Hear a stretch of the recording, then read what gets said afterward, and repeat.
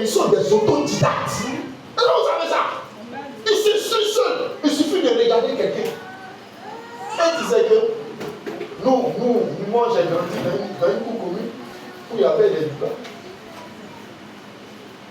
Et donc moi j'ai fait le camp pour la vie. Je n'ai pas fait le camp pour la vie. Mais ils ont une récitation qu'ils font comme le Notre Père. Moi je vais réciter ça, mais je n'ai jamais fait le camp pour la vie. On était assis dans la cour là. Merci. Tu es venu. On est assis dans la cour et puis on a appris. Bismillah, Alaman, Alaïn, Mali, Yomelin, Ayakanam, Ayakanam, Sali. Tu as vu ça? Mais ça, il y a appris ça. Dans la cour, on est assis dans notre cour, ils sont en train d'apprendre. Ils nous chaque jour, ça rentre. Ça rentre dans nos oreilles. Ça rentre dans nos. Tu essaies l'autodidacte. Il y a des capacités en toi qui se développent. Tu regardes quelqu'un qui fait son boulot. Et puis, à force de le regarder, tu es en train d'apprendre. Tu es en train d'apprendre. Tu es en train d'apprendre. Et arrête. Arrête de te confondre sur la femme qui est rentrée dans la maison de ton père et qui a travaillé à ce qu'on ne te mette pas à l'école. Elle est en train de révéler qu'il y a un génie dans la famille. Alléluia. Amen. Quand tu sors là, prends un gros pain qui t'assied elle est vivante pour lui dire maman merci, que Dieu te bénisse. Grâce à toi je ne suis pas là à l'école. Mais aujourd'hui je fais des exploits. Écoutez-moi bien.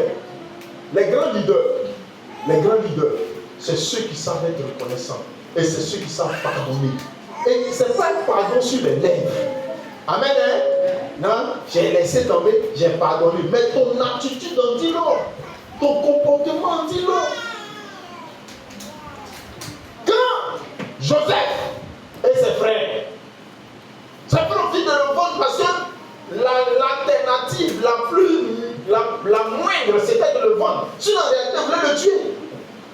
Ils ont pris sa tunique que son papa lui a offerte là. Ils ont tué un animal et ils ont plongé ça dans le sang. Et puis ils ont allé montrer à son papa pour dire qu'une bête sauvage l'a détruit.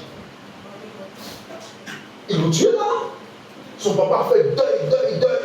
Et puis après ils sont allés le vendre. Il s'est retrouvé en Égypte dans la main de Potiphar. Dieu était avec lui. Prison. Il est devenu premier ministre de Pharaon.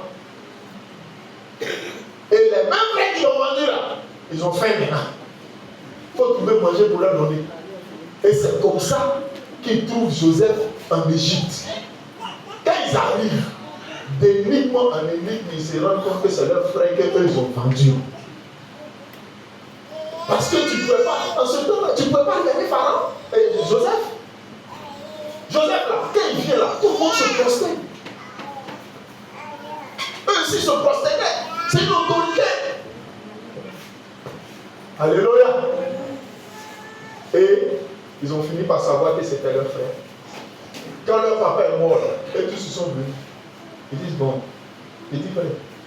Parce que Joseph était l'avant des livres. Petit frère. C'est vrai, hein?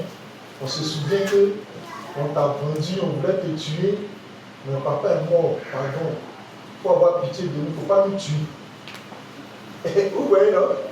Un assassin qui demande pardon pour ne pas qu'on l'assassine. Attends, la mort là, ça fait mal. Donc la mort n'est pas une bonne chose.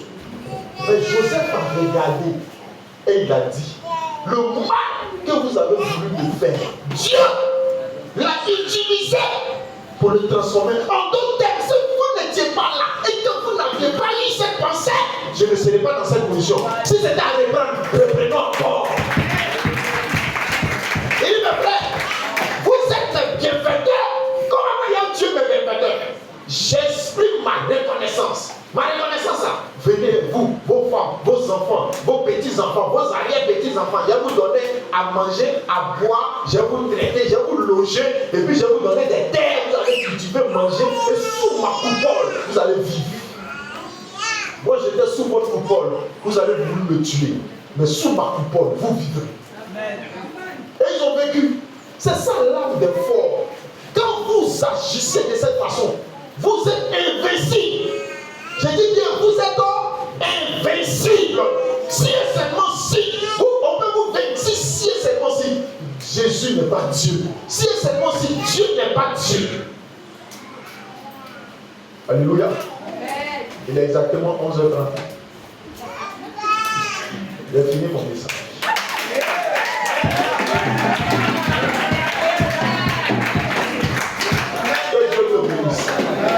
Je vais juste te confier mon deuxième passage biblique pour que tu ailles le lire à la maison.